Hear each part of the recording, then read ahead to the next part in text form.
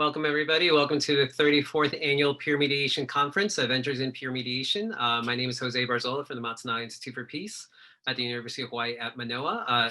This year's Peer Mediation Conference has been brought to you as a collaborative of 22 wonderful organizations around Hawaii that have supported this conference that has been spread out throughout the month of April. Definitely a huge thank you to you all, as well as you all who have been in attendance in our audience. The Peer Mediation Conference has consisted of an opening panel, 16 skill workshops, and today a closing panel. Our event today will be our closing panel to the conference in What's Next? The Peer Mediation Adventure Continues. So thank you again for joining us today to celebrate the conclusion of the Peer Mediation Conference with alumni peer mediators who will discuss how their training contributed to their own current personal lives and in their professional careers. At the end of today's event, we will hold a raffle for those in attendance for having supported us over the past 4 weeks. It's the skills workshops. But without further ado, I'm going to start today's event by introducing our special guest. Moderating today's event is Katie Ranney, who is a peace builder, facilitator, and conflict resolver. She's currently working as a special programs coordinator at the Mediation Center of the Pacific. She's responsible for conducting outreach and training as well as program creation and management. As an independent facilitator and communication consultant for the last 13 years, Katie has worked mostly with nonprofits and government agencies to create substantial plans to strengthen and advance their endeavors. She graduated summa cum laude from Santa Clara University and earned her master's degree in communications right here at the University of Hawaii at Manoa with a grad certificate in conflict resolution right here from the Manzano Institute. She's interested in development and practice of empathy, as well as how digital communication helps groups connect and organize, and hopes to apply to work at home here in Hawaii. To get us started, I'm going to turn it over to Katie. Thank you so much for being with us today. Thank you so much, Jose, and thank you everybody for joining us at the end of an entire month of our peer mediation adventure. I really appreciate everyone here, and let's move forward. We have, as you know, the conference has been a little bit different this year than what it looked like in previous years. It spanned the entire month, and we've been able to have wonderful speakers, both people who are partners of peer mediation programs, creators and managers of peer mediation programs, as well as the peer mediators themselves, teaching skills and speaking about the programs. And though this month is coming to an end, the peer mediation adventure does not end here. So we want to inspire everyone who is watching this to be part of, to encourage, to support, to create peer mediation programs in the community and in their sphere of influence. And to do that, we have 5 alumni peer mediators who will be talking about their experience and basically connecting their peer mediation experience with where they are now in their lives and what they're doing. This format is going to be a little bit different from any of the others if you've participated in those. So I will introduce each peer mediator as they come up. They will tell their story, and then we'll have a short Q&A where you can ask that one peer mediator questions about their experience and now and if they have any advice or anything like that, any of your questions.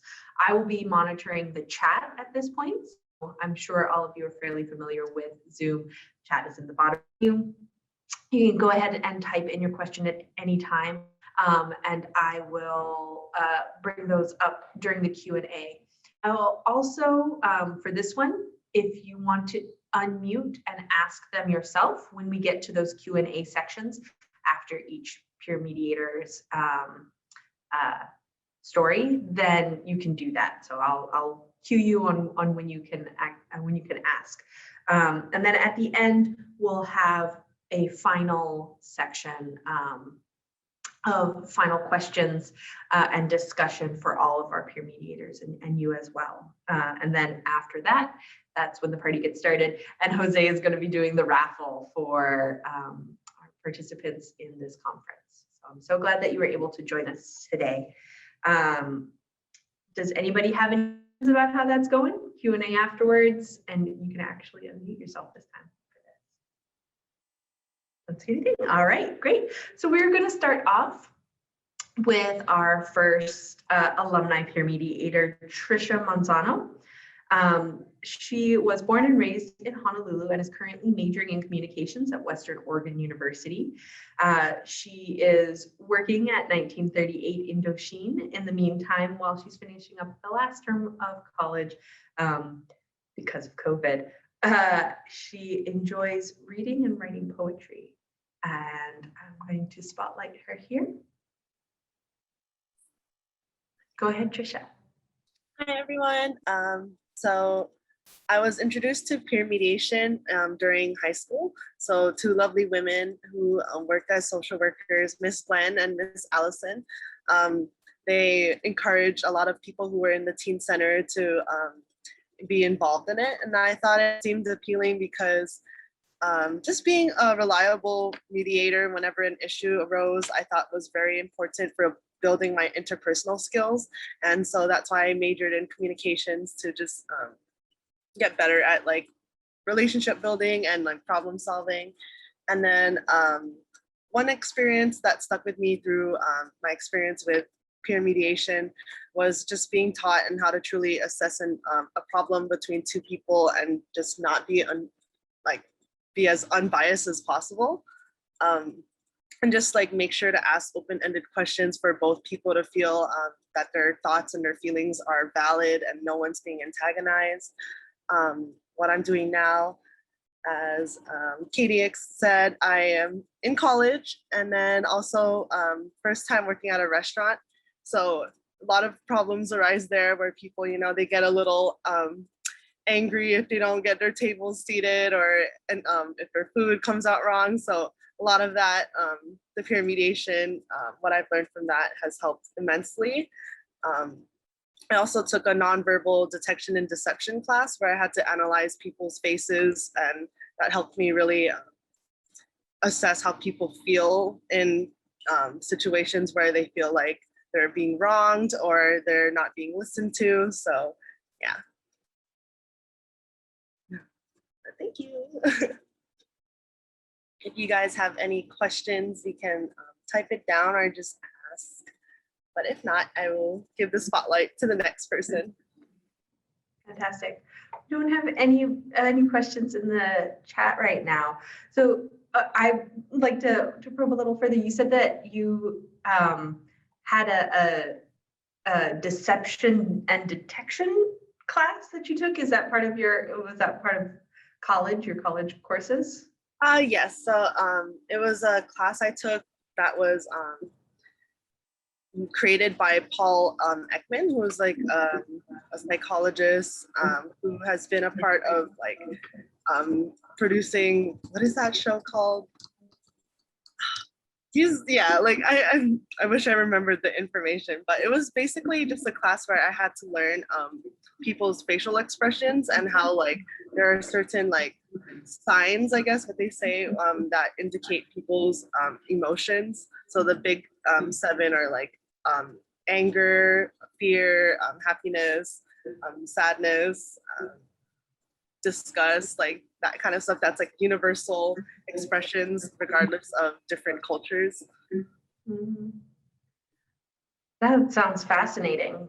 Did you ever make any connection between that class and any of your experiences that you had peer mediating beforehand about like, they talk about nonverbals when you're mediating, being aware of how you act and how other people act. Did you see any kind of connection with that? Definitely. When I was in high school, I had to mediate one like situation, and just like knowing that like I needed to be aware of like my facial expressions because I didn't want to be like impartial to one of the people that I had to assess the problem with, and also just like paying attention to their faces and knowing like, oh, if they're lying about something or if they're like I don't know. I don't want to say that they're like exaggerating, but I guess like in high school, a lot of people like they do tend to get emotional and like say things that like, oh, like I'm not the victim here, or like I'm not the one who's like starting stuff with this person. So that was really helpful at the time. And did your experience as a peer mediator have any influence over your choice of major? Yes, actually. So I was a sociology major at first because Miss Gwen and Miss Allison at the time, like they really inspired me to want to be into social work. But I didn't realize like I'm really sensitive as a person, and I feel like I absorb emotions very easily, and that I feel like I would have gotten too invested in people like in an emotional stance. So I changed it to communications because it's like a lot more broader, and like I feel like I could still use that major to connect and help people somehow. Okay, great. And then do you think that there is a awareness within your sort of age group or in your college or in your classes about mediation? Or are you kind of like the only person who knows about that? Do you know if there's It was, yeah, it does seem a lot more like new. I mean, like not many people at my campus talked about like peer mediation or like I guess resolving issues within like friends or family members as much as like I would have wanted to see. But yeah, like definitely feel like the communication classes helped a lot because it tied in a lot with what I learned through peer mediation. That's fantastic. Thank you so much, Trisha. Really appreciate your experience here. All right, we're going to move to our next speaker, and that's going to be Masa. Let me get her spotlighted up here. All right.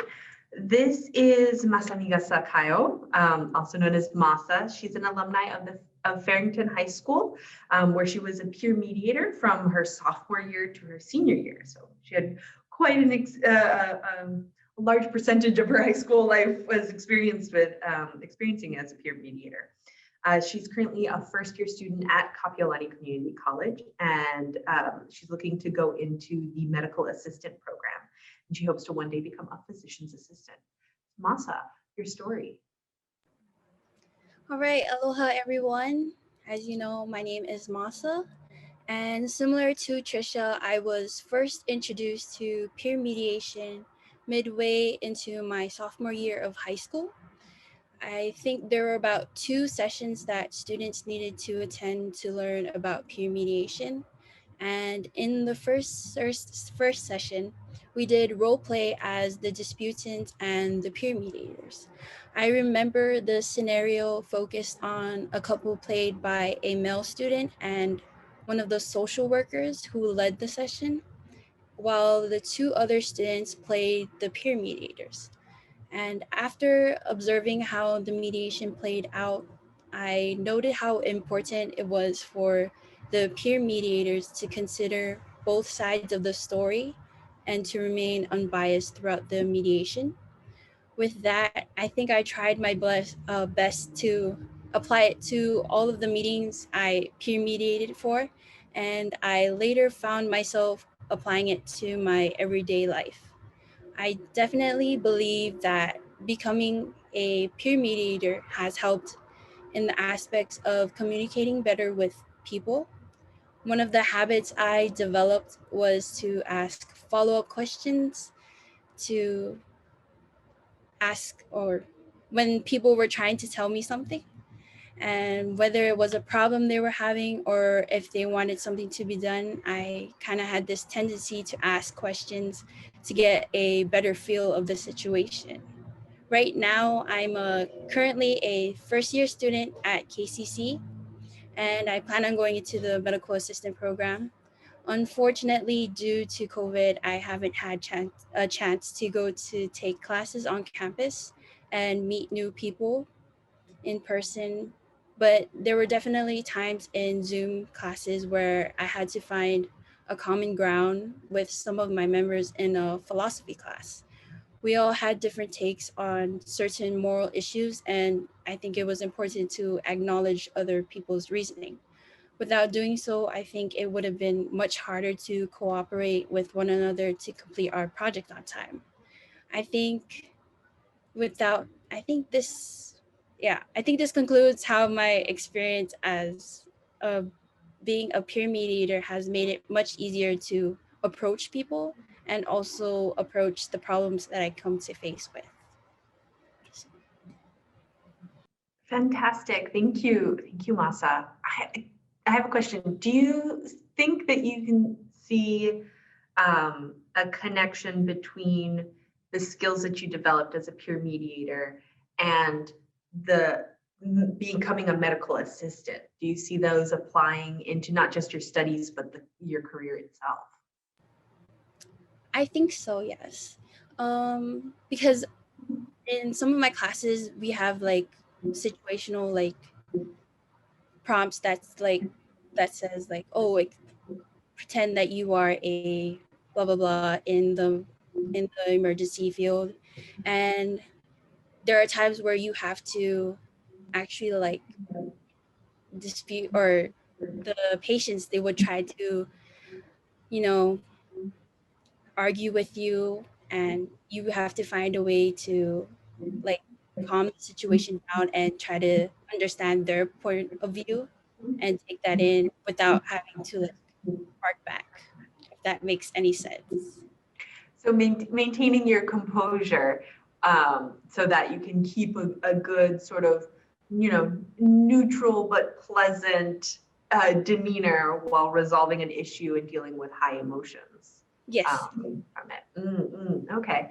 And so being a mediator, being a peer mediator kind of helped you to start to develop those things, right? Having to be impartial. Is that kind of what? Yeah. I think my experience as a peer mediator has like opened up how much I can take in from like a simple conversation, and you like kind of take note of how that person reacts and what they're saying and how they're implying things. And when you start to understand what they're actually saying, then you're capable of what's it called, of understanding how like what words need to be said. So understanding where they're coming from so that you can respond in a way that they're going to actually accept and like respond to, right? Like they're Yes. going to, yeah. Without having them come off aggressively. Yeah. Yeah. So being able to diffuse the situation because you really understand where they're coming from.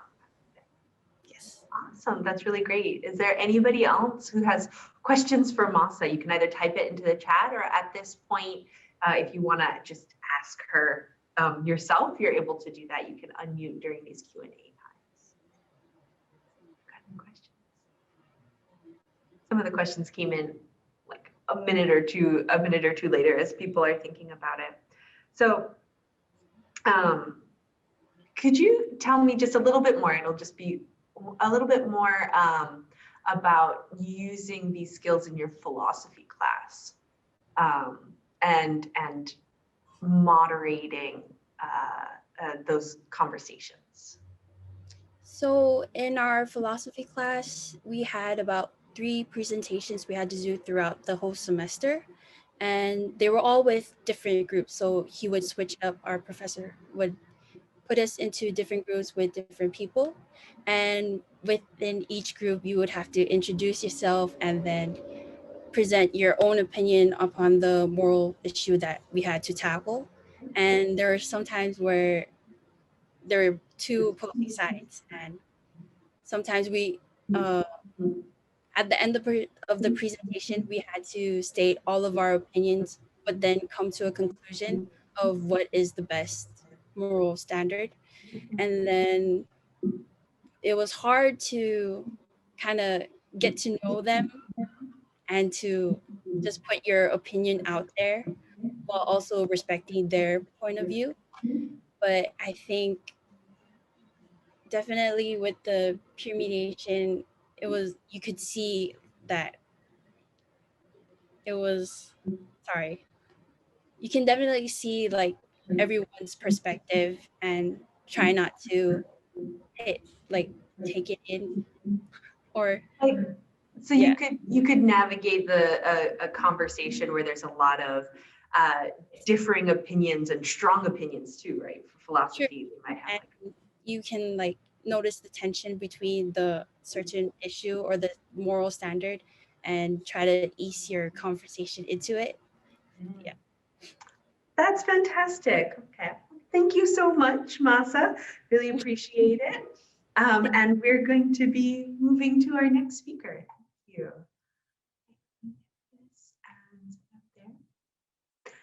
All right, and so our next speaker is Fortino Manu. She was raised in Kalihi, also an alum of Farrington High School.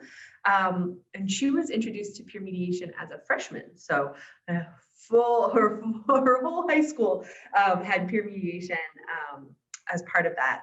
And she went to Western Nebraska Community College and earned her associates in human services. And then right afterwards continued to a bachelor's in social work from the University of Central Missouri.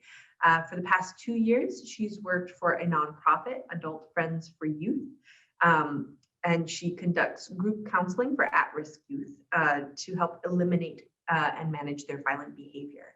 She's currently employed at Farrington High School, just gonna come full circle, as a social worker on campus at the Teen Center. So she went from being introduced to peer mediation at the Teen Center to becoming a social worker at that same Teen Center. So Fortino, what's your story? Thank you, Katie, for the introduction. And hi, everyone. Like Katie mentioned, I'm Fortino. Tino is fine, for short as well. And yes, like Katie mentioned, and then as well as like Masa and Trisha, I was introduced to peer mediation as a freshman here on campus, as well, like for Miss Gwen and Miss Allison, they came and did a presentation in our class, trying to recruit students to be a peer mediation on campus. So like Trisha, I always knew I was just drawn to like helping people in any way I could. Didn't know exactly how. I just knew I like being involved with people and whatnot. So I figured, hey, why not? Let's give it a shot. And then I did, and I really, enjoyed the training, like Masa mentioned, which you were right, Masa. It was over a course of 2 full days that we were trained and whatnot. Excuse me. And so yeah. And one of the main things I've taken from being a peer mediation, a peer mediator, over these years is just, and that I thought was very great, that was highlighted throughout the conference, which I was very grateful to see and have, learned a lot of new things as well. Like I said, I was refreshed on a lot of these things, was, understanding and being able to see people's different perspective and point of views before making a decision on my own. I also felt that understanding and learning how to express my emotions, I felt like first identifying what I was feeling, and then learning how to, like in one of the conferences I attended this month, like this is how to communicate that, in an assertive way, but yet still being respectful. And I also love how Trisha about that great point about being biased, because when I was in school, I had a lot of friends where they would either, come through peer mediation. So I had to, knowing, even sometimes I would know both parties, knowing that I had to, stand unbiased and just be there to listen and hear both sides. And, I think the great thing and the thing that I really fell in love with peer mediation was that it was never more so to figure out who was right and wrong, which I appreciate, because I think especially being a teenager, like, when I got into conflicts, well, myself, like I always wanted to, I think it was always a disagreement with like, no, I'm right and you're wrong, or like, no, you're wrong, and, vice versa. And so, like I said, the beautiful thing was when I was introduced, it's like, hey, we're not here to figure out and blame people. We're here to, be able to sit here, because I feel like the hard part is being able to sit there and talk and express your feelings. I feel like the easy part is easier to, get upset with someone, especially being here on campus at Farrington, and, especially when I was in high school, the amount of violence that I would see on campus with fights that would just break out everywhere, and, with gangs on the campus that would just get into it.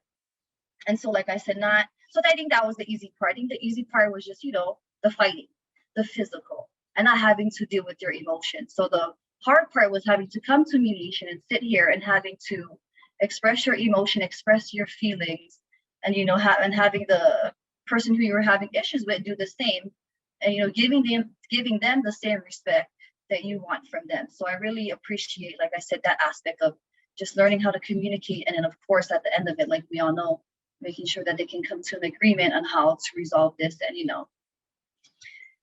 prevent anything else from happening in the future. And so as of now, what I am doing, so when I was at my job before I came here to Farrington at my nonprofit, we also collab here at Farrington. So it was amazing. I got to come back, and actually myself and my colleague my supervisor at the time, we were in charge of doing all the mediations here at Barrington. So it was crazy. So Miss Gwen and Miss Allison would call us up at AFY and be like, hey, we have a few cases here on campus. Like, can you guys come out and help out? So for the past 2 years, I was blessed and lucky enough to be, trained and, refreshed on it again by my old supervisor on it. And, being able to just come back to my community and to my campus, I think meant a lot. And so, just to be there and, help these kids out, because I too was once who didn't know how, to express my feelings, instead of in a respectful way. I just knew how to just yell it and be violent, and because that's all I knew growing up. So just having that there. And so, yeah, we've conducted, like I said, a bunch of mediations throughout the past 2 years. And as of now, unfortunately, due to COVID, we haven't been able to do any of our trainings that we usually do throughout the years because of COVID. But Miss Gwen and I have been already talking and planning and attending these conferences. Like I said, thank you so much for putting this on, because I have learned a lot more. And like I said, have been so refreshed on everything, from how to assertive communication, from this 5-step process to active listening, all of those things are great, and so, like I said, but we have been, talking and meeting about, especially in the summertime, thankfully we have a lot of time in the summer to gear up our mediation program again and start recruiting more students and hopefully get the ball rolling on that. Fingers crossed that school will be a little bit more different next year, but yeah, we all see so wishful thinking. So thank you guys, for allowing me to share and be here today. And if you have any questions, I'm more than happy to answer them. If not, thank you guys so much. All right. Once again, if you have any questions, you can raise your hand or put it in the chat. Either way, whichever you're feeling most comfortable with. But I would, I'd really like to know a little bit more about that mindset shift that you were talking about. On not only is it just presenting a new way of expressing yourself and having the students express themselves, but also the mind shift is, so this is kind of two things. The mind shift of letting go of the right and wrong. Because I think that there are a lot of adults right now, and adults in position of power, who have a hard time of letting go of right and wrong and just looking for solutions to move forward. I'd love if you could explore that a little bit. Of course. I feel like, with the whole right and wrong, what I've learned, and I think the great thing that Miss Gwen and Miss Allison taught us, that, hey, even if we aren't asked to actually conduct a mediation on campus, just the skills, the soft skills of, that we're able to gain, took me a long way. Maybe at high school, I didn't really realize it at the time. I was like, yeah, this is cool. I get to do it. It was fun. I enjoyed it. I did learn. But as I'm getting older and I'm coming back and doing it, I said, oh, wow, these things are great. They matter, they still are very much so relevant. I feel like in the term of right and wrong is what I had to learn, especially when it came to, active listening with your heart, listening with your eyes, listening with your body. And the fact that the main thing is that whatever we all feel, both disputes and feels very valid. If so-and-so is upset and so-and-so is upset or even more pissed off, that's perfectly fine. It's perfectly fine for both of you to feel what you feel, because, who are we to tell them that they're wrong? No, we feel it. That's fine. Perfectly feel what you're feeling, which is perfectly okay. And so just having them understand that aspect of the anger is okay, sadness is okay, but the way now we go about expressing those behaviors is what makes all the difference. You know what I mean? So if that's fine, you express those emotions, but do not become the emotions. Be angry, but don't be an angry person. And like I said, just going back and showing them what you are feeling is correct. And like I said, shifting that mindset, it was great. So when my supervisor I'm talking about at AFY, when we were called back here to Barrington to do a mediation, it was so crazy. He did just something so simple. He was just this really was what blew my mind. He have a water bottle. Okay, so this is a water bottle. And he one student is hey, what are you seeing on this cup? Maybe the person, you guys are saying, hey, I see Yeti here. And I would be no, you're wrong. And I'm you guys would be yes, I'm right, because obviously you see Yeti. But because I'm looking at the cup at this point of view, this side doesn't have this Yeti at all here, right? I don't see that, but you see it. But just because I don't see it doesn't mean that, you're wrong, because you obviously see it. Like I said, the feeling, you obviously feel it. So it's, it's right just because I don't see it. So just like I said, the whole perspective and point of view of things. And like I said, just having them to understand that we aren't here to figure out the right and wrong. Like what's done, it's done already. What you have said, like what you both did to upset each other or frustrate each other, or maybe already a physical altercation had happened, like that's done. Now we're here to see like how can we move forward? I feel like having them understand that part of the mediation, I think, was the most important part, because like I said, when we're prepping them, and I've still seen this when I came back to help, like while prepping the students, they were so stuck on like, no, like I need to make my point straight that she was wrong for doing XYZ, and that's why I went and punched her out or whatever was the situation. So yeah, like I said, just continuing to validate and showing them that the perspective of everything. And yeah, we're not here. Like I said, what's done, it's done. Well, let's see how can we move forward so that we don't bring ourselves in this predicament. If not, then that leads to suspension, and now you're out of campus. Now you're losing time to learn, and it's just like digging yourself a deeper hole when you could just come here, come to a safe place where you can sit here and talk about it. And the beautiful thing I love too was that it was with our peers. And I found out as a student, like it was how easy it was, to just talk and vent and like say whatever you had to feel compared to maybe an adult. Because we know like teenagers, if we don't have that relationship, which I found was hard, because sometimes all of these kids we mediate with, like we don't know them on a personal, some we may do, but maybe it was just like on a random Tuesday, the security office called about 2 kids I've never heard about. So now having to bring them in, build that rapport for that short amount of time, and get them to buy into the process, I feel was a very important thing, because we have to stress to them like, hey, this is voluntary. Like we're not forcing you to be here. Like this is all up to you. Like if you don't want to, that's perfectly fine. But there are precautions if you don't and you act out anyway. You know what I mean, in terms of like suspension and whatnot. So like I said, having to draw them in and build that relationship and making sure they trust you within that short amount of time as well, I feel like is what, if you can do that, like will make the process that much more easier. And like I said, for them to buy in and understand that, hey, it's not all about, like the cup, like, or the hands or anything. It shows, like you see my fingertips, no, I see palms, you know what I mean? So having them understand that.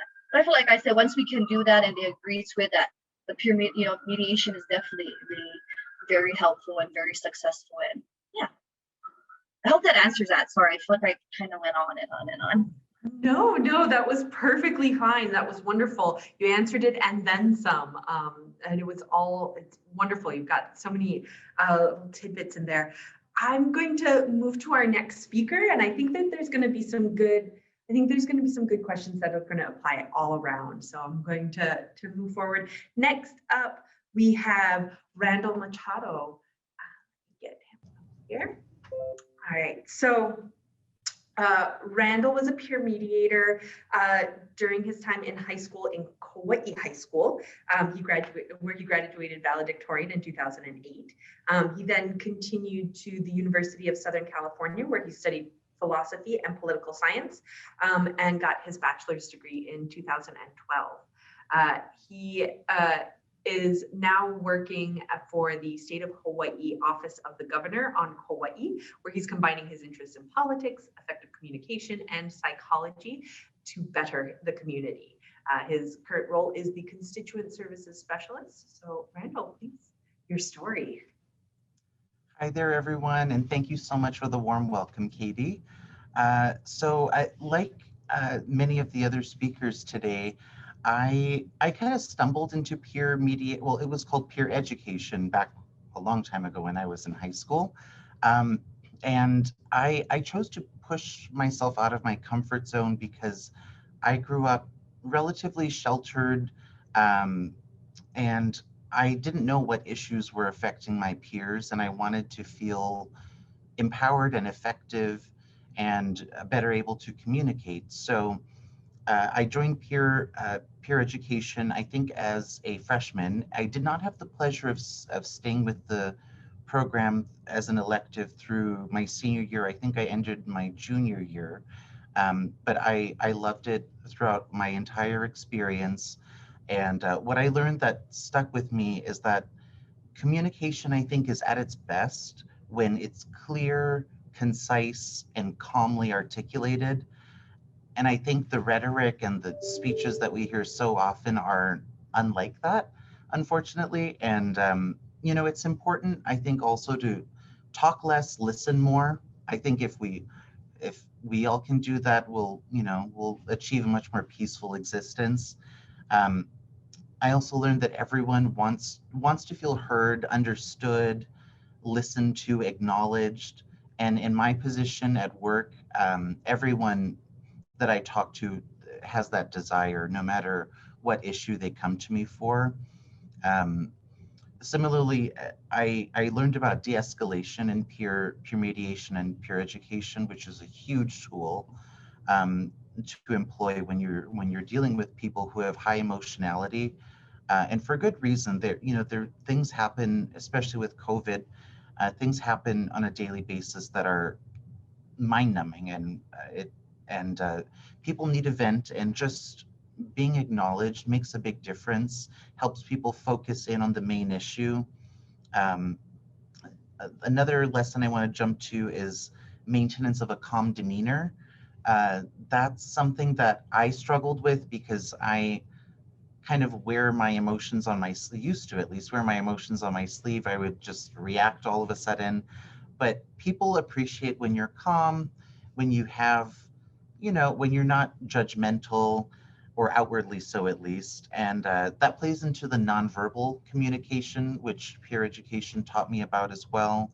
Body language is huge. It speaks louder than our words sometimes, and we have to be cognizant of that. And one of the big lessons that I took away from my experience in high school is that all of those preconceived notions or judgments that we come into a situation with, it colors our experience, it obscures and impedes our comprehension.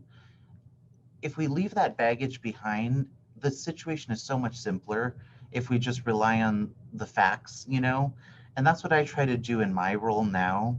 I try to trust that we each in our own unique ways we're valuable. We each are valuable. We each are capable. And if we learn to leverage our own individual skill set, we can empower others to conquer and solve their own problems.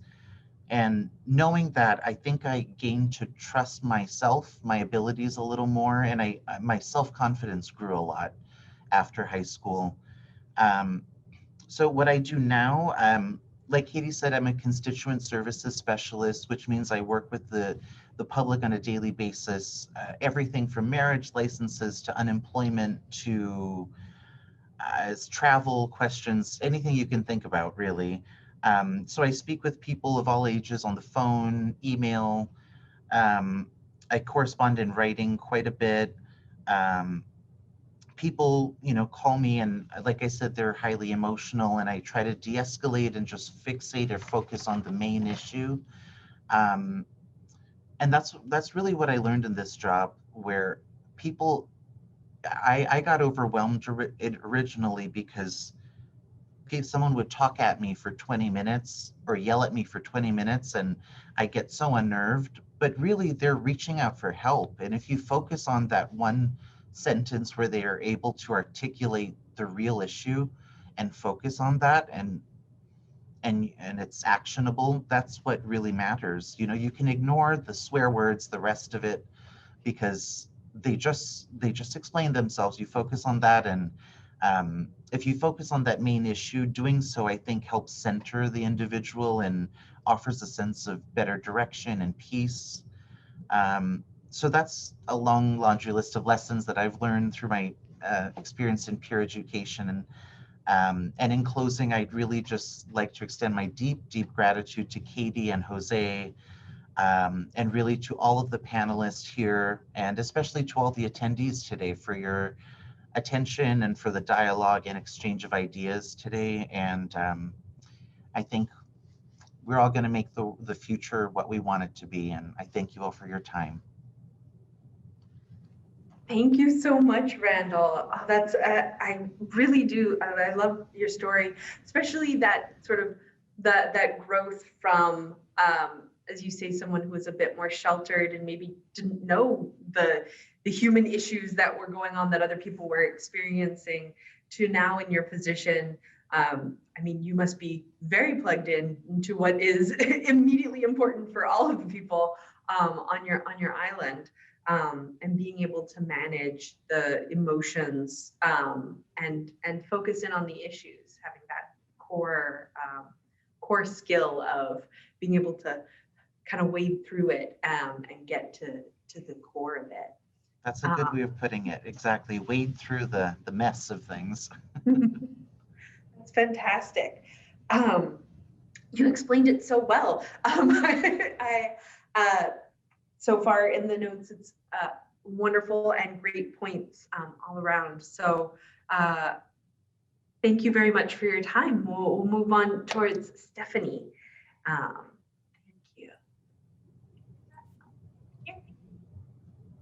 Thank you, everyone. Thank you, Randall. And thank you so much, Katie and Jose, for inviting me to be here today. My story is a little bit different. Oh, I'm so sorry, Katie. Did you? That's okay. Go for it. Oh my God, I completely interrupted you. No, that's okay. Go for it. You're going to get your introduction in with your story, I'm sure. You go for it. Okay. You're very I need to pay attention to silences. So I actually was introduced to peer mediation while in elementary school at Dover Shores Elementary School, and was selected by our guidance counselor. So my memory is a little fuzzy since then, but I do remember that we were trained in resolving conflicts, and it was all very cute. Now thinking back, and often we had sessions with other peers and students who had gotten into conflicts. And if you can take yourself back to, 8-year-old or 10-year-old self, you know that some of these experiences are very formative. Some of those memories you can maybe even live right now through your mind. And for me, being a peer mediator was pretty formative during my youth. It taught me that I could play a role in mediating even the smallest conflicts. Really, some of the conflicts that you see in elementary school were smaller. It revolved around, the things I remember would be maybe stolen snacks or playground fights. But however, I felt responsible for one, not getting into conflict as a peer mediator. So I think that title gives you a sense of responsibility, and then two, knowing that there's a protocol for when conflict happens, especially at that age. And then there's a method to try to calm down the situation or bring in the right people, and encouraging your friends or students to go see the guidance counselor and start that process if there is an issue. So I think the same skills still apply to the more serious issues of today that can be mediated. And then as far as what I'm been up to recently, so after I graduated college, I joined City of Orlando as an AmeriCorps member, and then shortly after that, the Peace Corps as an English educator in southeastern Madagascar. And I think it's there that I exercise the ability to hold multiple perspectives at the same time when it came to beliefs about development or the purpose of education or gender equality, etc. And a specific example of me thinking about the different beliefs that had to be juggled was on the role of women in the home. Speaking to parents, teachers, principals, who have varying perspectives on whether or not there are natural given roles for men or women, in society. And then this definitely clashed somewhat with other volunteers, or in some ways with my own upbringing. So I think it was important that I didn't take on the lecturing mentality or burn bridges, so that I can still be a respected educator in that community. I really resonated a lot with Masa's experience of learning to be impartial, and what she was saying about opening up to be able to take in more perspectives and more beliefs and cultural understanding.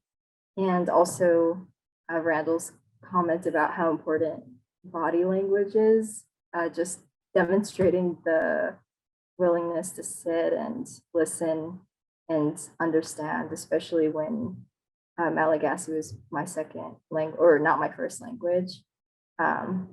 So having to use your face and body to show that I hear you.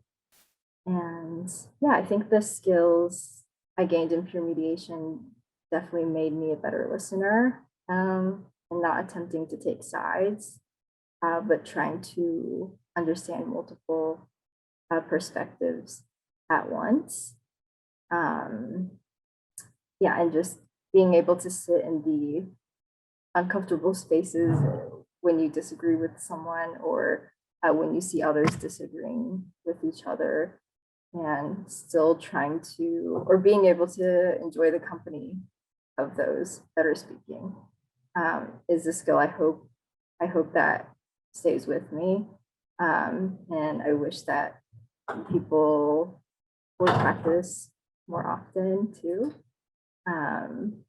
Yeah, that's it from my side. And thank you so much for inviting all of us to speak. And I'm grateful to be in the presence of all of you. Thank you so much, Stephanie. That is fantastic. Your time during the Peace Corps must have been a very unique and complicated or complex one, because you have that layer of culture as well. So could you kind of just go into it a little bit more of the fundamental skills that perhaps maybe lasted you? It may, you know, kindergarten kind of, it's quite a ways away from a time in Peace Corps, but some of that can still can resonate throughout your life if you've got that established. Can you talk a little bit more about that experience for you and the fundamental skills that you applied? Sure. Yeah, thank you for that. I brought back to sort of Tino's example of the water bottle and how she was saying, like, you know, the whole point is not to show right or wrong, or like for me to espouse, like, I'm coming from the USA and so this is the way to do things, or I'm bringing like some type of right perspective, or and also not to like condemn things that might be seen as wrong in your cultural upbringing when you see it in another context. Really be able to pause and take a step back and think, and sort of sit humbly with it, and yeah, making no judgment calls, really. I think that was a skill that's definitely carried over. Yeah, it seems crazy to say, but yeah, carried over from elementary school. Not taking sides, and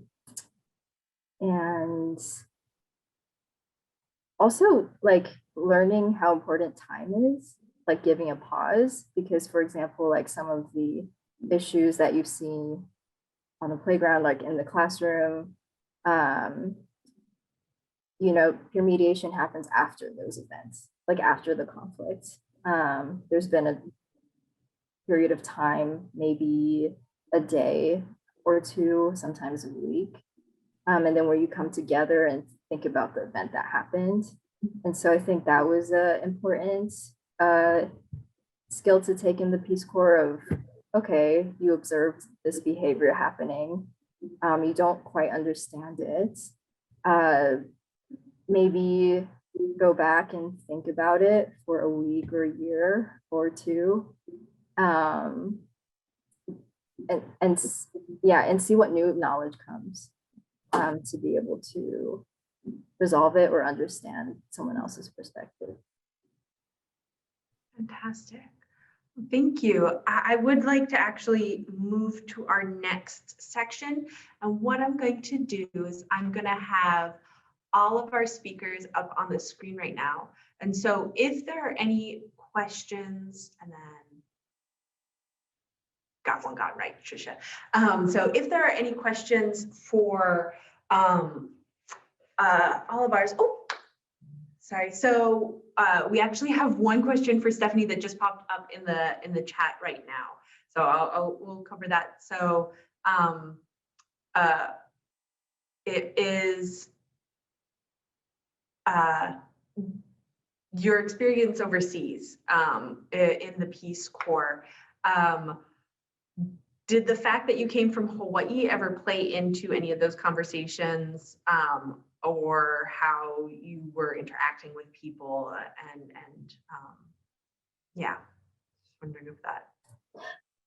Yeah, I should have maybe said this in the beginning. I'm not originally from Hawaii. I would say that I'm from Florida. Well, I was born in Beijing actually, and then moved to Florida when I was around 6 and came to Hawaii for graduate school. Okay. Yeah. Cool. No, that's perfectly fine. It is a question that comes up from time to time if somebody says that they're from Hawaii when they're traveling. Yeah. But let's open this up for our entire panel. So for everybody who's in the audience right now, if you have a question that you kind of want to throw out to everyone, again, please raise your hand so that we can so that you can unmute yourself and ask, or you can put it into the chat and I'd be happy to ask it for you. So I'm going to give you a little bit of time to do that. But while that's happening, I have a question for everyone here.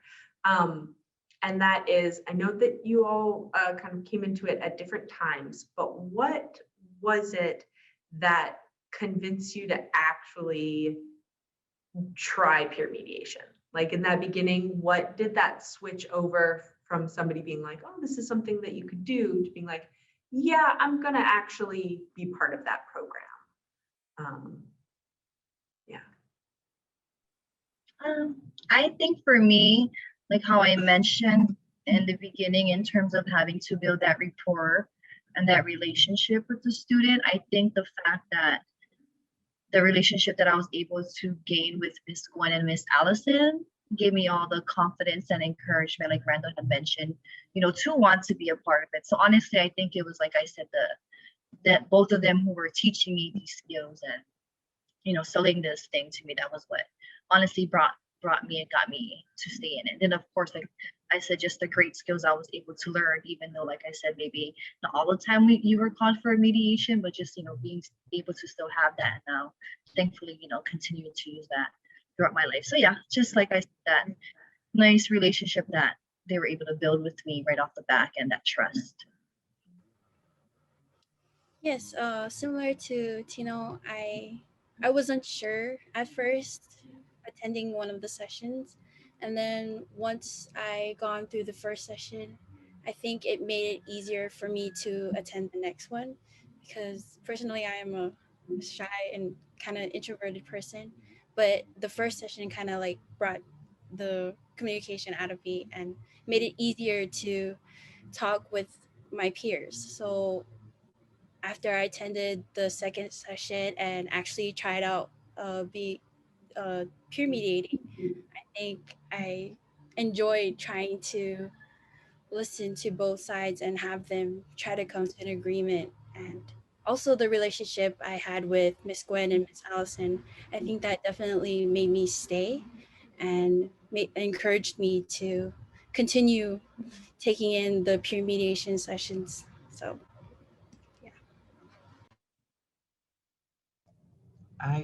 I think for me it was a matter of almost necessity, because I was so anxious as a person my freshman year of high school. I needed to do something to break me out of my shell and allow me to speak with people more comfortably. That seemed to be the only option, shy of actual, like, I don't know, seeing a psychiatrist once a week forever. So it stemmed out of necessity, and it also fit with my uh, fortuitously just fit with my schedule in school, so it worked out perfectly. Fantastic. Stephanie, yeah, sorry. Oh yeah, no worries. I think I remember joining it due to my guidance counselor. She was just an amazing um, person, and so like her warmth and like wanting to, I don't know, be with her more or just be in her presence more, definitely wanted me made me join. Fantastic. And so kind of building off of that, or maybe even going to that one step beforehand, with the experiences that you have now, being out of high school, and, you know, we're asking you to still remember those times, whether it was near or farther away. What do you think schools could do to attract students into either a new peer mediation program or an established one? What do you think would draw people in so that when it comes to, you know, developing the relationships that help to make people stay, that can happen? But what's the first thing that can be done to kind of draw those students in, if you have an opinion about that?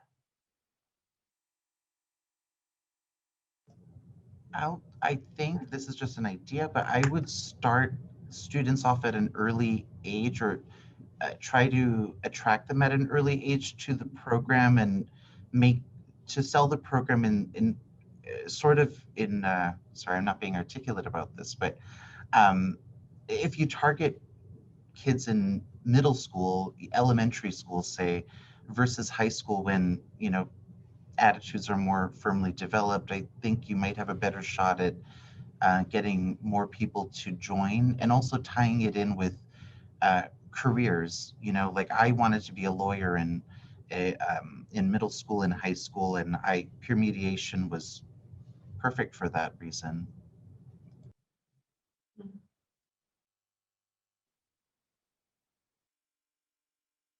Anybody else have any ideas for possible attractions? I mean, like, that sounds yeah, it's very interesting. So introducing it at an earlier stage, when it's more middle school, and then when you're in high school, having making a more direct link, showing more explicitly how being in this program can assist you with one of your careers. And I mean, if you look at just this panel right here, we have very different careers. We've got one in government, we've got one in social work, we have someone who's pursuing their PhD in literature, and then a medical assistant. So you've all gone into very different fields, and yet a lot of the same skills can be applied. And so maybe making that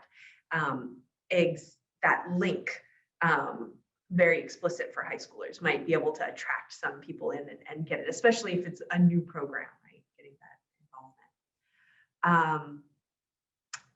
I'm keeping an eye on the chat as well. Something that reminded me of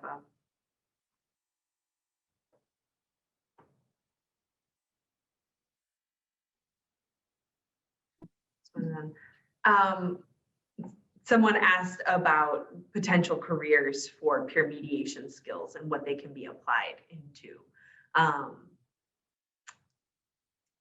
I think we've kind of like, it's a lot of different ones. It can be applied almost anywhere, in anywhere that you are. This is it. Sorry, I got back around to it. Thank you for your patience for that. Do you, in your peer group, do you see mediation or mediation skills underneath different names? Do you see within your peer group that as something that is valued, or something that is wished for, or something along those lines? Where do you see this? Do you see mediation in and amongst the people that you work with, hang out with, and like live with? Is this a concept that is that you see?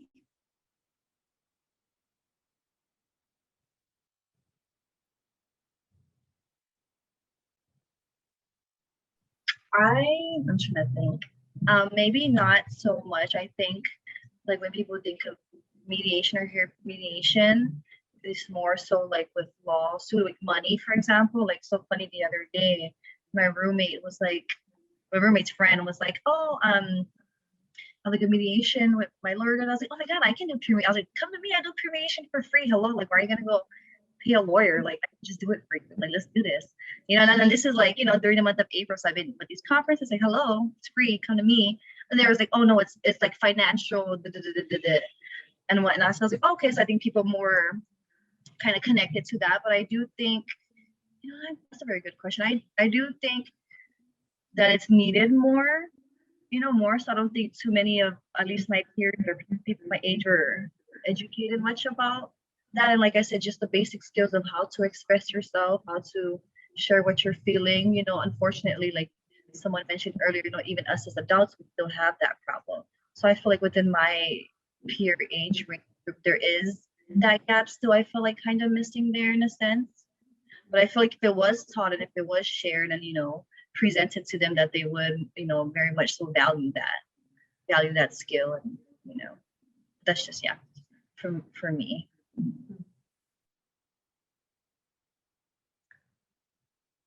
Does that seem to be pretty universal with the rest of our panel, that mediation in and of itself, like especially that term mediation, isn't really something that's either well known or that they feel like can be applied into real life? Is that kind of? It seems like it's an ideal, like a goal, but not practiced, you know, very much in my peer group. Okay, so like it's, oh yes, you know, yeah, you know, it would be great if we could all just talk it out through mediation, but that's not how the real world works, kind of a feeling. Okay. How then would you think that that mindset could shift?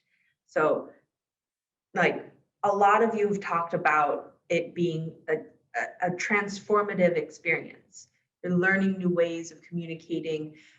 You've started to approach situations differently. You are able to you present yourself differently. It's sort of these skills are transformative.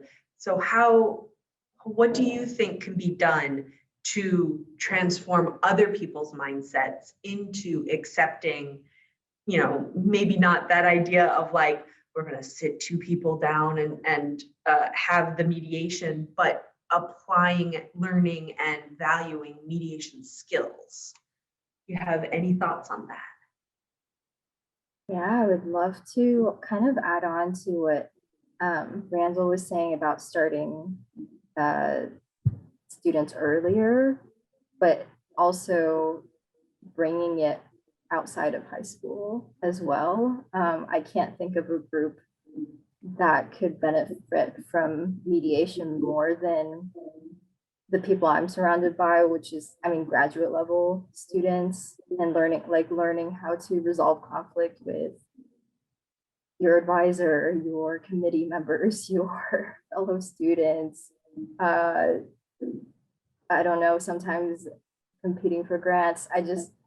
It definitely, the skills could be transferred to higher levels, whether that's university or graduate level, to corporate level. Yeah.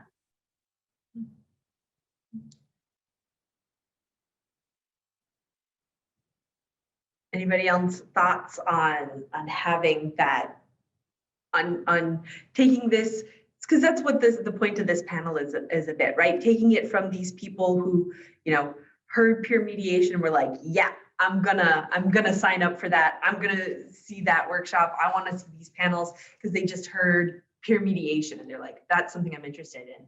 What about these other people who haven't gone through the experiences that you have, who weren't introduced to it, kind of had to figure out some of that stuff themselves maybe, or have, you know them and you're like, you really could use an active listening class. How do we get those people to at least be aware of the applicability of this, that this is something that is used and can be used in everyday life? I think, like you said, you know, just educating them and informing them and, you know, making them aware of what peer mediation is and the things that it does. And, you know, more so like speaking their language when it comes to that. Because I think when they just hear like peer mediation or maybe some of the terms, you know, when we don't understand terms, at least for me, if I don't understand a term, then my mind kind of gets turned off and I just kind of stop like listening or engaging because I'm like, yeah, don't know it. You know, so I feel like you said, just educating and like letting them know about it, but in a language and in a way that they can understand and figure out, especially like here, like I said, growing up in Kalihi at Farrington, you know, like there was fights happening, you know, at one point I remember like fights happening like every other day with just different, like we're all from Kalihi, but it was just all different, you know, public housings, like going against each other and whatnot. So I think like having to speak their language and talk like, you know, in a sense that they can understand and showing them, physically showing them like, hey, now you got into this fight, now you're suspended. Like I said, now you have to miss school and now for so many days, blah, blah, blah, when we could have, hey, now this instead, if you would have agreed and just come to peer mediation and we could have, you know, talked about it and come to a common ground. And then that way, you know, both of you are able to come to a compromise on what you both want to see from each other. You know, may not be the exact thing you wanted, but that's the thing about mediation. We have to learn to come to a compromise, you know, and whatnot. And then you still are able to still come to school. And now you're not getting suspended. Now your parents aren't being called, you know, and not all these other repercussions aren't happening. Now that instead of, like I said, instead of getting physical, now you decide to come to peer mediation and do that. So just, you know, like I said, showing and speaking their language in that sense. Because I feel maybe sometimes, like I said, if or even not just my mind shutting off, but then I get intimidated if I don't really know certain things, and then even more something, run away from it, you know, in a sense. So yeah. So meeting people where they're at, changing the terminology or using things that, using words that make sense to the people that you're talking to, and showing the benefits. I think a lot of this is showing the benefits. With what Stephanie was saying, maybe having the class be described in a way, or having, you know, a workshop be described in a way that as you were talking about, you know, are you having difficulties with your committee members? Are you having difficulties with, you know, with other people on your research team? There was a note in the chat that the ADR, so the Alternative Dispute Resolution courses, have people from all disciplines, you know, engineers, scientists, business majors, athletes, not only people who are in law or in psychology or sociology. It can really apply across the sectors, but we do need to speak to them in a way that they understand, you know, right? So that they can apply it into their own life. Anybody want to add on to that from your own perspective?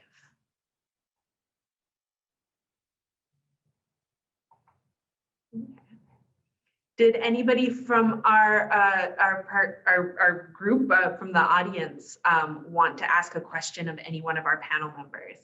Maybe somebody's dying to hit that unmute button and chat with some of these alumni peer mediators.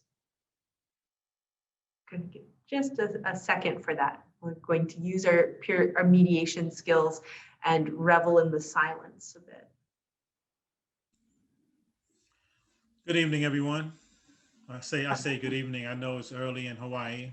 I'm in California, so I'm 3 hours behind you. I just came on. I understand the concept of peer mediation.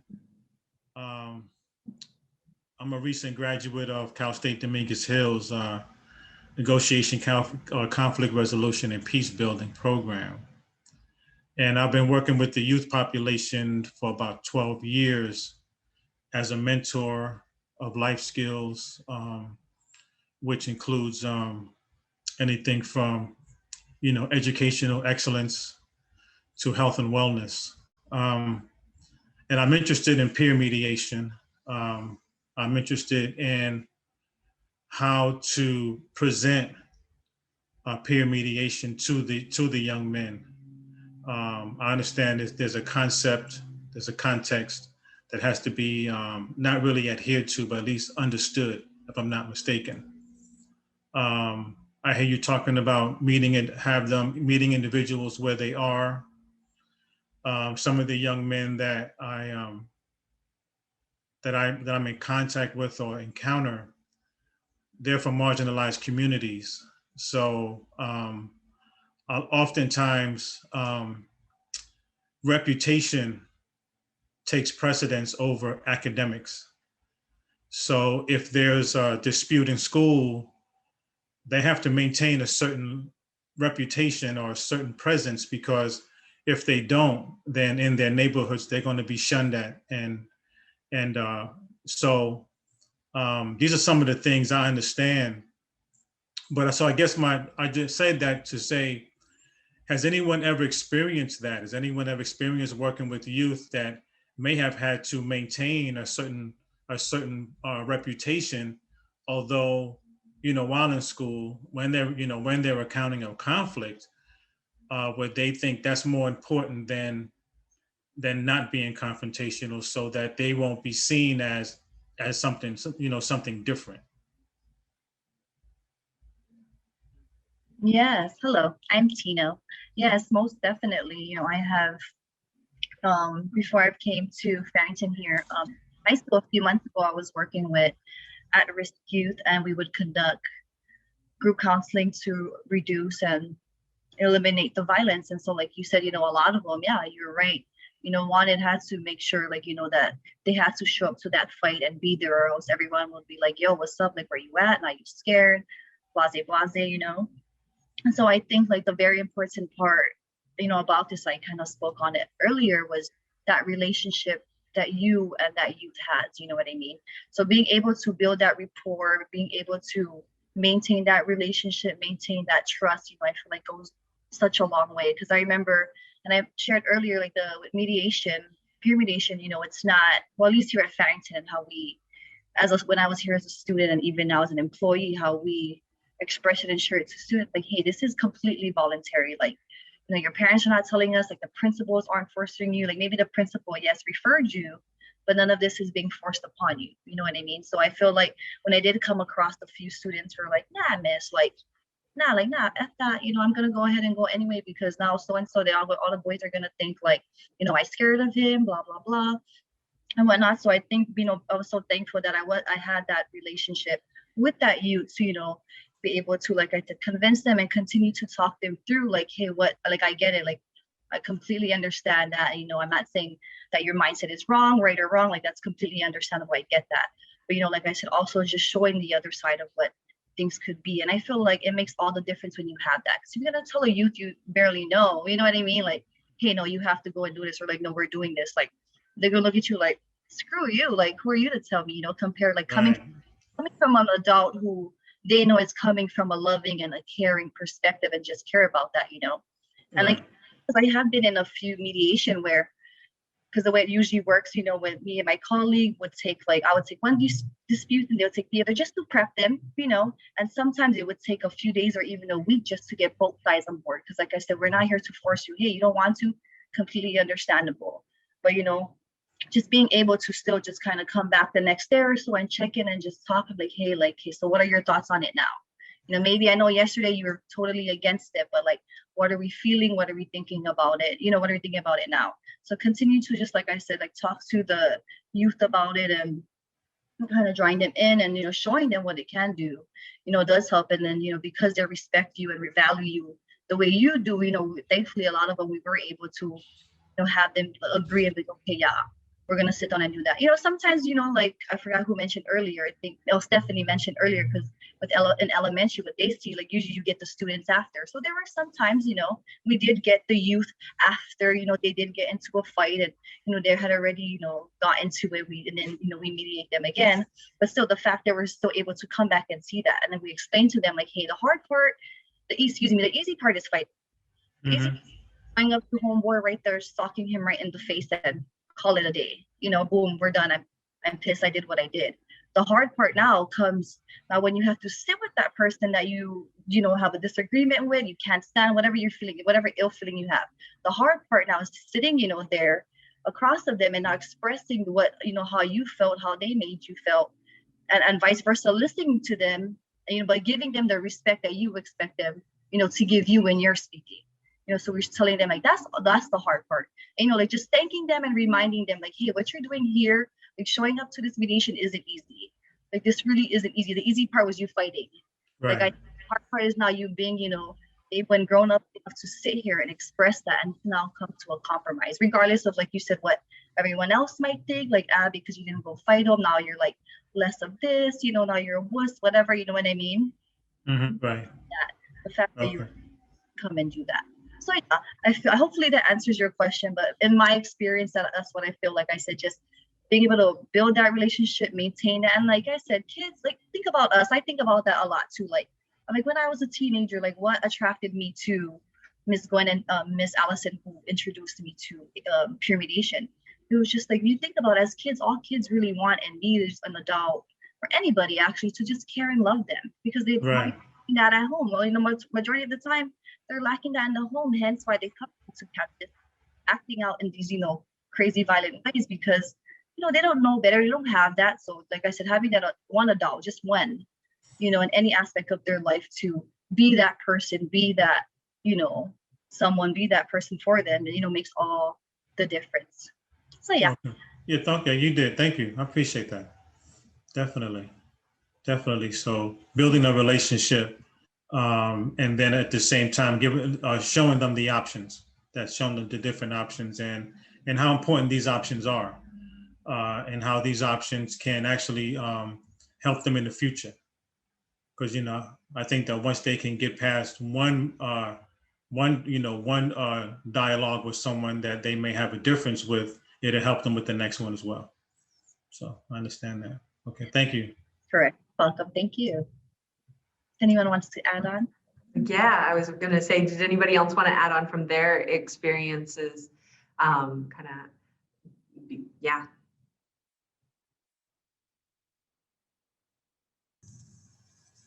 No? Yeah, I would just indicate, when I was at the Neighborhood Justice Center, we would train people from various cultures and various neighborhoods and groups. And what we found was, although we were training them to mediate at the center, that didn't work nearly as well as when they took their skills back into their community, because they understood the community. We didn't particularly. I mean, we knew, but they had the reputation. They knew what was what. And so people coming to the center wasn't going to work, but them taking the center out into the neighborhood did. So again, coming back around to that, meeting people where they're at, right? So that's fantastic. Did anybody else on the panel want to add in from their experiences about connecting with, you know, I know that the question was originally for youth, but I don't know if, I don't want to keep it, you know, confined to that. So in your position right now, in what you're doing and where you are in your life right now, you know, I'm sure you've encountered people who value that reputation of being right or being the winner in the situation. And is there a way that you have managed that, especially if it's something that's affecting you in your own work? Is there anything that you've seen there where you put those skills into use for people who have been less than willing to engage in first off in this in a more collaborative kind of way? Did that question make sense? I know it was kind of a little roundabout way for that. Yeah. So let me just, so I'm clear, sorry. So you're asking in terms of, like you said, the whole right and wrong perspective and how we were able to shift that?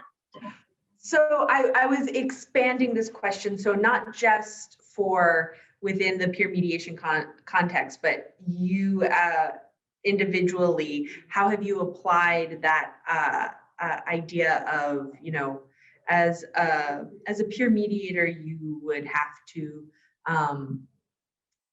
remove yourself from the situation and help people to see that, like, we're going to go through this process, right? This is how we're going to go through it. So is there a time when you've applied that currently, not just with youth and not just getting people into it, but in like your job or your school, where you've had to get people into that more collaborative mindset? Have you had that experience where you've had to kind of apply those skills to get somebody from grandstanding to actually working with you?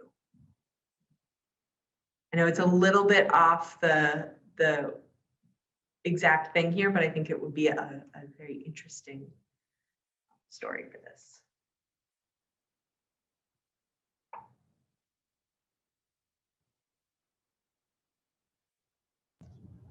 I think it helps. When people start grandstanding and, or want to be adversarial or come in with a win-lose perspective, I think they're coming in with a high emotionality, need to be de-escalated, be calmed, reassured.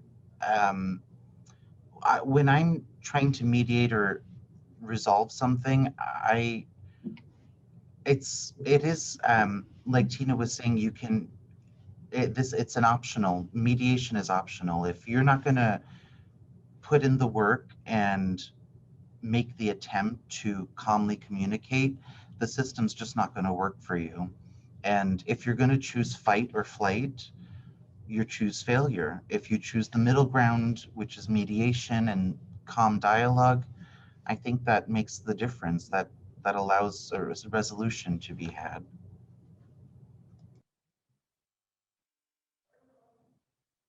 All right. I really like that. If you do, when it comes to dealing with conflicts in our current society, if you choose fight or flight, it's failure. And calm communication is the way to get things done. I really like that. It's a fantastic way of putting it. I'm gonna open it up just for any last questions or comments that you have, anything that you're interested in for any one of our panel members. So I just wanted to make a quick comment. I seen Kelly's point. I thought that was a very great point that I didn't think of when you were asking in terms of like how to get students or just kind of building your peer mediation program. So I seen Shelly's comment and she was saying, oh, sorry, my computer's like tweaking. Give me 1 second. Oh, sometimes including those youth that you would not ordinarily expect to be mediators, like football players, kids that maybe had a history getting, So I thought that was a very great point, because even here at Farrington, I know Gwen was telling, and even when I was here, like having different people on campus from all areas, maybe not just, don't only recruit like all the students who are like straight A students, or like the goody students, showing everyone on campus like, hey, like that football player that you would never expect, or that one kid who, I don't know, whatever it is, but just showing that, or maybe like recruiting more so that kids that more students on campus know or may like look up to or inspired by, which is usually like we know like the athletes and whatnot, like recruiting them and building that and showing that, hey, if they can do it, everyone else can too. Like mediation isn't only for like the good students or like people on like student council, you know what I mean? Or because I think sometimes that's the misconception, is that like only a certain amount, or you have to be, you know, the smart one to be in it. Because I think that was kind of a lot of the ideas of students here. And then when I seen like some of my friends, I was like, oh, I would never expect you. But, you know, it was cool to see and have them there anyway, you know, them building that skills and seeing those changes. So yeah, sure. I just wanted to make that comment and point it out there, that that was a very, very great point, like recruiting all those kids and taking, you know what I mean? So. Yeah, no, that's a great point to bring up. Just like at the Mediation Center here, we try to have a diversity of mediators, right? So because there's a diversity of people who are going to need mediation. And so having varied experiences in peer mediation groups as well. The whole school is potential peer mediators. Don't limit yourself if you're starting up a program. It could be any of them. It could be the shy kid who needs to get integrated into the school more and find their voice. It can be the real loudmouth kid who all teachers always label as a troublemaker. But maybe he's keyed into what are the issues and what are people actually worried about in the school. And he can apply that into it, or she can apply that into it. You know, it's the whole school is your oyster, peer mediator program managers.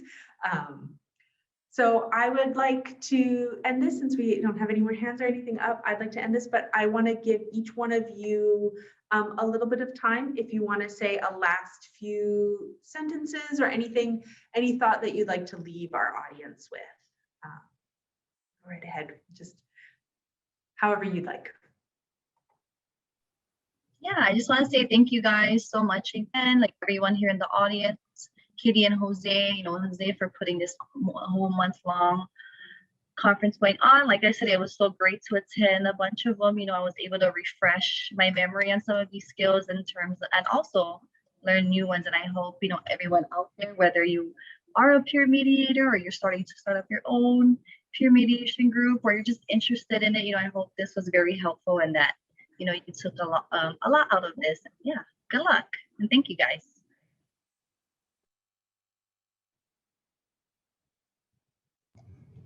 All right, thank you everyone again for all of your support and kind attention to all of us panelists. The dialogue here was amazing. I think we shared ideas and everyone has amazing perspectives that are invaluable. And thank you, yeah, for your time and the ability to be on this panel. You all have a great day. Yeah, thank you so much, everyone. It's a pleasure to be among such great company, and Jose for, I mean, your skills of getting it out of me during a conversation that I did, was a peer mediator back in elementary school. Like, I think only like a great listener could have made that happen. So thank you very much. Yeah, it was a pleasure to be here, and yeah, wish you all the best of luck, and hopefully we can see each other in another format. Yes, so thank you, everyone. This is a wonderful experience that I get to experience. This is one of the first times where I get to meet other peer mediators and other individuals who wanted to learn more about peer mediation. And I think I would like to, you know, take in all of everyone's experience and try to apply it to what I have in store for me. So thank you all so much.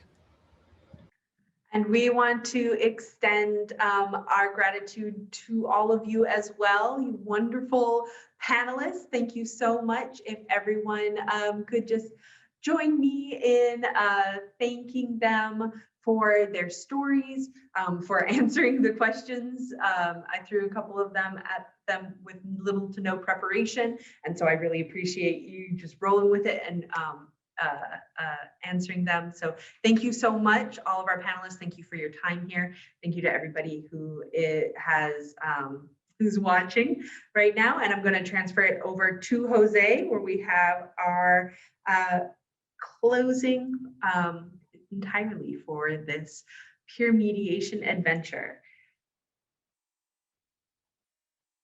Thank you so much. Just everybody, can't say enough. Just thank you everyone for providing us such amazing opportunities to learn about the impact of peer mediation on your lives and your community. Yeah, just it's truly been an honor to just be here, an audience member, learning from you all. So thank you for seeing, really just to make this event, this whole month, a reality. I truly appreciate your insights into peer mediation, your approaches as peace builders, conflict resolvers, but most of all, your passion and kindness and all that you do. So thank you. I gotta say, one thing that's really resonated is how I think it's giving you that pause that we talked about, that pause to be able to move from one situation to another, one community to another, whether you're moving from China to Florida to Africa to Hawaii to Nebraska. I heard like just, and I truly think going back to that question of like careers, I think as long as you're in a career field where you're dealing with other people, these skill sets are going to be so useful. Honestly, even if you weren't, I think they'd still be useful, because at the end of the day, you have a core structure. You have your friends, your family, people who you're close to. So there will be, unfortunately, some conflict there, and hopefully some of these skill sets can help you move that conversation a little bit further, so that you can come to some collaborative resolution. So last but not least, I do want to thank everyone for joining today's webinar. We dearly appreciate all your interest in supporting joining us to learn about peer mediation programs throughout Hawaii at the 34th Annual Peer Mediation Conference of Ventures in Peer Mediation. Big change from previous conferences where it was, only the high schools that would participate in the conference, and having it be for just a day, and while a unique and wonderful experience unto itself, this has been so wonderful, engaging all of the people within the community, not only high schoolers, but also adult community members, faculty, staff, people who have connections, who might want to make peer mediation groups within their community organizations. It has been really wonderful this month. I know that you've probably seen it more so than most. So we're just congratulating all the people who've been with us to the end. So have peer mediation programs when I was growing up. None of my schools had that as part of it. So I'm always so inspired and often very impressed with the people who I see have come from these programs and have had these experiences, and really just seem to, they've got a certain special something. And I mean, our panelists here really can demonstrate that, that they were able to be exposed to these ideas of problem solving and asking questions, and the difficult skill of releasing right and wrong so that a solution can actually be found. It is fantastic. And so I would love to have as many schools have their peer mediation programs, start them young, start them at 3rd grade, get them in kindergarten. I think it's fantastic. And I feel very blessed to have been part of this, and to have met everyone who's been involved, not only with the conference and this panel. Amazing. Thank you, everybody. Thank you, Katie. That was really beautiful. Similarly, I didn't have peer I actually didn't even learn about peer mediation programs till I was teaching a class on conflict management in New York, and there was a conflict that arose between 2 students, and there was that typical student that you might know where they always have a comment to say, because participation is part of the grade for class. and then the other student who just wants to take things very seriously, and they just that was the hot button going back to one of our workshops, and the student that takes things seriously was just like, can you just shut up already? And this is at like 8:30, 9 o'clock in the morning, close to the end of a semester. And it got real where he responded back and they went back and forth. And as the teacher for the class, I'm like, I need to get control of this. And it was a class where they were learning about mediation skills and doing simulations. And I just threw it out there. I'm like, do you want to try to mediate this? And another student in the class was like, I was a peer mediator in 7th grade. Can I try to peer mediate this? And it's one of those moments that just beautiful memories that I have that I'm just like, I just went along with it. I'm like, everything's out of my control right now. Let's just see where this goes. And students were like, can we record this? I did get permission from, and they recorded it. So I do have a video of it somewhere of the actual mediation, not the conflict itself. But yeah, and so, but I had just gone through mediation. This is like early on in my own mediation training and apprenticeship. And so, yeah, I think that's one of the, be flexible, be ready for anything. That's, but I also realized that a lot of my unofficial training happened in the household with family, extended family, friends. So for all you out there who are not, trained or as mediators, don't sell yourself short. I bet you have the skill sets. So, and if you're not in Hawaii, where I can provide you lots of, places where you can get training, there are definitely other places on the continental US. Although with this pandemic, I do want to give a shout out to our community mediation centers on different islands. They've been adapting and creating online trainings now. So there's a high need for mediators all over. So I know Katie probably doesn't want to give a plug for Mediation Center Pacific and that they're looking for mediators, but I know Kauai Economic Opportunity, Maui Mediation Services, the Mediation Center of the Pacific, Kokahi Mediation Center, as well as the West Hawaii Mediation Center. Those are all different mediation centers on different islands here in Hawaii.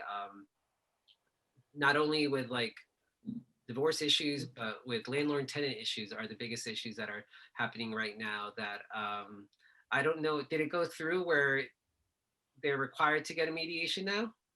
The bill has passed through the committees and now it's going to the main floor to get passed. It will make mediation mandatory before an eviction can be filed in the state of Hawaii.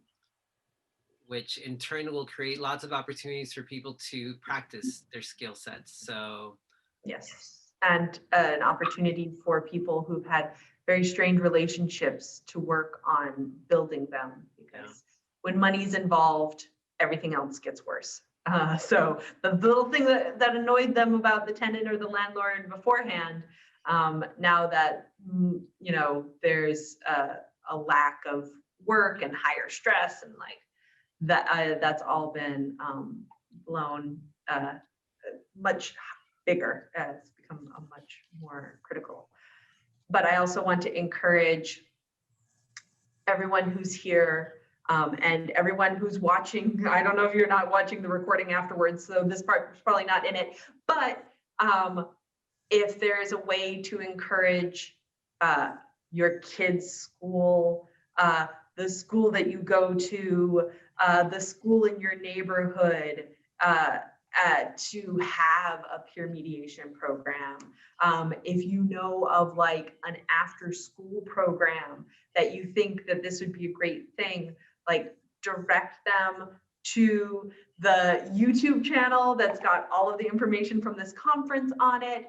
It'll have the information from many from places like from Shelley, from Noelani, from Susan, they've all got information about starting up a peer mediation program. So if you know a place that could have that could incorporate peer mediation into it, that could have that program that deals with youth, or not so youth PhD programs, then you know, talk to the person in charge, talk to the person who could put it into effect and direct them towards all of these resources, because, you know, no matter where they're going to be in life, these skills will help. And but they can't do it unless the program is there for them to go to. So please, yeah, encourage them.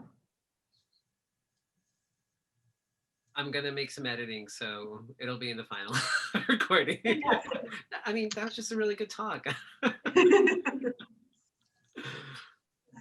All you right. all. And yes, Lisa Jacobs, Conflict Resolution Alliance, that we forgot to, you know, Katie, thank you so much for Fearless Leader.